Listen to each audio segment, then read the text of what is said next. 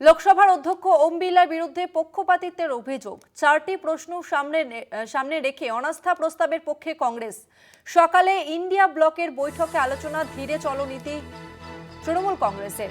অভিযোগপত্র লিখে স্পিকারকে দুদিন সময় দেওয়ার পক্ষে তৃণমূল। দাবি মতো পদক্ষেপ না করলে অনাস্থায় আপত্তি নেই বললেন সাংসদ অভিষেক বন্দ্যোপাধ্যায়। ইন্ডিয়া ব্লকের সাংসদদের বৈঠকের পর এই সিদ্ধান্ত নেওয়া হয়েছে।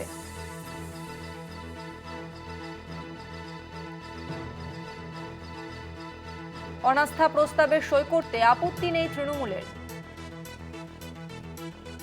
লোকসভার অধ্যক্ষ ওম বিড়লার বিরুদ্ধে পক্ষপাতিত্বের অভিযোগ, 4টি প্রশ্ন সামনে রেখে অনাস্থা প্রস্তাবের পক্ষে কংগ্রেস। অনাস্থার আগে অভিযোগ জানিয়ে দেয়া হোক চিঠি। অনাস্থার আগে অভিযোগ জানিয়ে দেয়া হোক চিঠি। বৃহস্পতিবারের মধ্যে উত্তর না পেলে অনাস্থা, মন্তব্য অভিষেক বন্দ্যোপাধ্যায়। বৃহস্পতিবারের মধ্যে যদি উত্তর না দেওয়া হয় তাহলে অনাস্থা প্রস্তাবে সই করতে আপত্তি নেই তৃণমূলের। অনাস্থা প্রস্তাবে সই করতে আপত্তি নেই তৃণমূলের, তবে সই করার আগে কংগ্রেসকে শর্ত তৃণমূলের।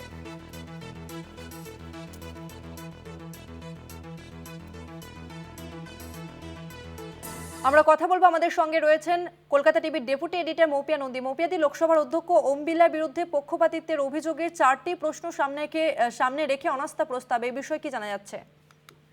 দেখো, আমরা যেটা জানতে পারছি যে এই যে অনাস্থা প্রস্তাব, এই অনাস্থা প্রস্তাবে তৃণমূল কংগ্রেস তারা এই অনাস্থা প্রস্তাবে সই করবে কিনা এই প্রশ্ন আজকে পার্লামেন্ট চত্বরে অভিষেক বন্দ্যোপাধ্যায়কে করা হয়েছিল। এবং যখন এই প্রশ্ন করা হয় তখন অভিষেক বন্দ্যোপাধ্যায় জানান সাংবাদিকদের যে এই অনাস্থা প্রস্তাবে তাদের সম্মতি রয়েছে, কিন্তু এখানে একটি কিন্তু যোগ করেছেন অভিষেক বন্দ্যোপাধ্যায়। তিনি বলছেন যে তিনি মনে করেন যে যে 4টি প্রশ্ন তুলে এই অনাস্থা প্রস্তাব আনা হচ্ছে, এই 4টি বিষয়কে বিস্তারিত লিখে এই সম্পর্কে একটি যৌথ চিঠি, ইন্ডিয়া জোটভুক্ত দলগুলি তারা একটি যৌথ চিঠি সেটি স্পিকারের কাছে জমা দিক এবং নির্দিষ্টভাবে 3 দিনের সময়সীমা বেঁধে দিক। যদি স্পিকার তার মধ্যে সেই বিষয়ে উদ্যোগ না নেন, যেমন এই প্রসঙ্গে অভিষেক বন্দ্যোপাধ্যায় তুলেছেন, যেমন তার মধ্যে অন্যতম হচ্ছে যে কংগ্রেসের 8জন সাংসদ তাদের সাসপেনশনের বিষয়টি, যে এটাকে রিভোক করার আবেদন সেই চিঠিতে করা হোক। অর্থাৎ নির্দিষ্টভাবে এই প্রশ্নগুলি নিয়ে স্পিকারকে সময় দেওয়া হোক এবং স্পিকারের কাছে আবেদন করা হোক, যাতে অনাস্থা প্রস্তাবের মতো একটা চূড়ান্ত পদক্ষেপ নেওয়ার আগে প্রত্যেকটি সেই এভিনিউগুলো এক্সপ্লোর করা হয়ে থাকে। এবং স্পিকারকে আজকে মঙ্গলবার, আজকে যদি এই চিঠি দেওয়া হয় তাহলে 3 দিন সময় দেওয়া হোক। যদি এই 3 দিনের মধ্যে স্পিকার কোনো রকম ভাবে কোনো হেলদোল না দেখান, তাহলে তার বিরুদ্ধে শুক্রবার যদি অনাস্থা প্রস্তাব আনা হয় তাহলে সেটা আনা হোক। এবং সেক্ষেত্রে তৃণমূল কংগ্রেসের সব সাংসদ তারা এই অনাস্থা প্রস্তাব, লোকসভায় যে 28 জন সাংসদ রয়েছেন তারা এই অনাস্থা প্রস্তাবে স্বাক্ষর করবেন।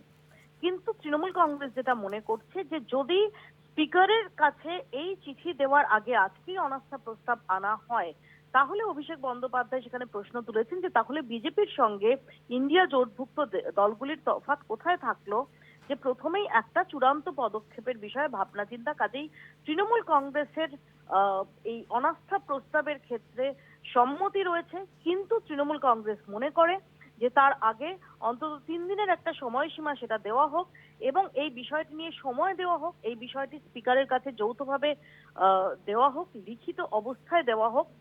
এবং তারপরও যদি স্পিকার এই সম্পর্কে কোনো রকম উত্তর না দেন বা কোনো রকম উদ্যোগ না নেন, যদি তিনি এই সম্পর্কে সম্পূর্ণ উদাসীন থাকেন, সেক্ষেত্রে অনাস্থা প্রস্তাব আনলে তৃণমূল কংগ্রেস তাতে স্বাক্ষর করবে এবং সেক্ষেত্রে অনাস্থা প্রস্তাবের যে গ্রাউন্ডটা সেটা অনেকটাই স্ট্রং হবে। কারণ তাহলে তার আগে অন্তত এটা প্রতিষ্ঠিত হবে যে অনাস্থা প্রস্তাবের মতো একটি চূড়ান্ত পদক্ষেপের আগে সবকটি এভিনিউ, সবকটি রাস্তা, সবকটি পদক্ষেপ, প্রয়োজনীয় পদক্ষেপ সেগুলো করে তার স্পিকারকে সময় দিয়ে, স্পিকারকে সুযোগ দিয়ে যখন কোনো রকম সেখান থেকে রেসপন্স পাওয়া যায়নি তখনই এই চরম পদক্ষেপ নেওয়া হচ্ছে। অর্থাৎ এখানে তৃণমূল কংগ্রেস কিন্তু আজকে স্পষ্ট বার্তা দিয়ে দিল, অভিষেক বন্দ্যোপাধ্যায় তিনি জানিয়ে দিলেন যে যদি আজকে অনাস্থা প্রস্তাব আনা হয় সেক্ষেত্রে কিন্তু তৃণমূল কংগ্রেসের কিছুটা রিজার্ভেশন আছে। কারণ তৃণমূল কংগ্রেস মনে করছে যে নির্দিষ্টভাবে এই প্রশ্নগুলি লিখিত আকারে স্পিকারের কাছে তুলে ধরে স্পিকারকে নির্দিষ্টভাবে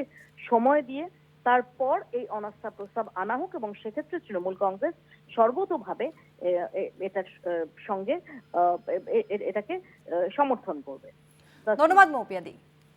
লোকসভার অধ্যক্ষ ওম বিড়লার বিরুদ্ধে পক্ষপাতিত্বের অভিযোগ, 4টি প্রশ্ন সামনে রেখে অনাস্থা প্রস্তাবের পক্ষে কংগ্রেস। সকালে ইন্ডিয়া ব্লকের বৈঠকে আলোচনা, ধীরে চলো নীতি তৃণমূল কংগ্রেসের। অভিযোগপত্র লিখে স্পিকারকে 2 দিন সময় দেওয়ার পক্ষে তৃণমূল। দাবি মতো পদক্ষেপ না করলে অনাস্থায় আপত্তি নেই বললেন সাংসদ অভিষেক বন্দ্যোপাধ্যায়। সম্প্রতি আমরা দেখেছিলাম যে লোকসভায় রাষ্ট্রপতির ভাষণের উপর ধন্যবাদ জ্ঞাপন বক্তৃতা দেওয়ার কথা ছিল প্রধানমন্ত্রী নরেন্দ্র মোদীর, কিন্তু শেষ মুহূর্তে সেই অধিবেশন মুলতবি করে দেওয়া হয় এবং পরে জানা যায় যে প্রধানমন্ত্রীর উপর হামলার আশঙ্কার কথা উল্লেখ করেন স্পিকার ওম বিড়লা এবং স্পিকারের পরামর্শেই প্রধানমন্ত্রী নরেন্দ্র মোদী তিনি কক্ষে আসেননি, এমনটাই কিন্তু সামনে আসে। এবং এরপরেই অভিযোগ, ইন্ডিয়া ব্লকের সাংসদের বৈঠকের পর সিদ্ধান্ত এবং এরপরে স্পিকারের বিরুদ্ধে অনাস্থার প্রস্তাব, ওম বিড়লার বিরুদ্ধে পক্ষপাতিত্বের অভিযোগ। লোকসভার স্পিকারের বিরুদ্ধে অনাস্থা প্রস্তাব বিরোধীদের। এই ঘটনায় সাংসদ অভিষেক বন্দ্যোপাধ্যায় কি জানিয়েছেন শোনাবো আপনাদের। স্পিকারের বিরুদ্ধে অনাস্থায় সই করতে বা অনাস্থা প্রস্তাবে সই করতে তৃণমূলের কোনো অসুবিধা নেই বা আপত্তি নেই। সেই অনাস্থা প্রস্তাবে তৃণমূলের প্রত্যেকটা এমপি, বিশেষ করে লোকসভার যে 28 জন এমপি আছে, সবাই সই করবে। কিন্তু আমাদের বক্তব্য যে আগে অনাস্থা প্রস্তাব আনার আগে একটা চিঠি যৌথভাবে প্রত্যেকটা রাজনৈতিক দল যারা ইন্ডিয়া অ্যালায়েন্সের শরিক তারা সবাই মিলে সই করে স্বাক্ষর করে একটা চিঠি লোকসভার স্পিকার বা অধ্যক্ষের কাছে জমা করুক, যে 4টে পয়েন্টের বেসিসে আর্গুমেন্ট করা হচ্ছে। ওই 4টে পয়েন্টের বেসিসে যেমন কংগ্রেসের 8 জন এমপিকে সাসপেন্ড করা হয়েছে, তাদের সাসপেনশন রিকনসিডার করার জন্য বা তাদের সাসপেনশন রিভোক করার জন্য, রিকনসিডার করার জন্য একটা অ্যাপিল স্পিকারের কাছে করা যেতে পারে। স্পিকারকে 2 দিন 3 দিনের একটা সময় দেওয়া যেতে পারে। যদি কোনো ব্যবস্থা স্পিকার তার তরফ থেকে না নেয় বা আমরা যে দাবিগুলো তুলছি সেই 4টে দাবির মধ্যে যদি আমরা কোনো সদুত্তর না পাই, তাহলে ধরুন আজকে সোমবার, আজকে মঙ্গলবার, আজকে আপনি একটা চিঠি জমা করলেন, মঙ্গল বুধ বৃহস্পতি আপনি সময় দিয়ে দিন। যদি বৃহস্পতিবারের মধ্যে কোনো সুরাহা না হয়, শুক্রবার নো কনফিডেন্স মুভ হবে, কোনো অসুবিধা নেই। এবং আমরা চাই যে হাউস চলুক, আমরা চাই পার্লামেন্ট চলুক, সরকার চায় না পার্লামেন্ট চলুক। আজকে 2বার হাউস ইতিমধ্যে অ্যাডজার্ন হয়েছে, স্পিকার একবার হাউসে কিন্তু আসেনি, চেয়ারে বসেনি। কালকে 2টোর সময় হাউস অ্যাডজার্ন করে দিয়েছে, আজ সকাল 11টা অবধি। আপনার যদি মানসিকতা থাকে হাউস চালানোর, তাহলে আপনি 18 ঘন্টা 19 ঘন্টা 20 ঘন্টার জন্য হাউস মুলতবি করবেন কেন? আপনারও তো দায় দায়িত্ব আছে, হাউস চালানোর দায় দায়িত্ব তো। শ্রমিক ভট্টাচার্য তিনি কি জানিয়েছেন শোনাবো আপনাদের।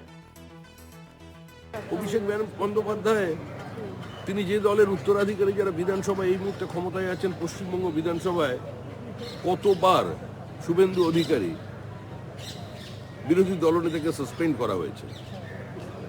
যে রাজ্যে বিরোধী দলনেতাকে একটা মিটিং করবার জন্য 104 বার হাইকোর্টের দরজায় যেতে হয়, যে রাজ্যে বিরোধী দলনেতাকে গাড়িতে বন্ধ করে সেই গাড়ির উপরে পেট্রোল ঢেলে দেওয়া, যে রাজ্যে কেন্দ্রীয় মন্ত্রী রাজ্য থেকে নির্বাচিত সুকান্ত মজুমদারের মিটিং করতে গেলে তাকে আদালতের অনুমতি নিতে হয়, যে রাজ্যে বিজেপির সভা সমিতি কার্যত একটু বড় মাপের হলে নিষিদ্ধ করে দেওয়া হয়, যেখানে স্বরাষ্ট্রমন্ত্রী অমিত শাহের মিটিং করবার জন্য হাইকোর্টের দরজায় যেতে হয়, তাদের কি কোনো নৈতিক কিংবা রাজনৈতিক অধিকার আছে এ ধরনের বক্তব্য রাখা?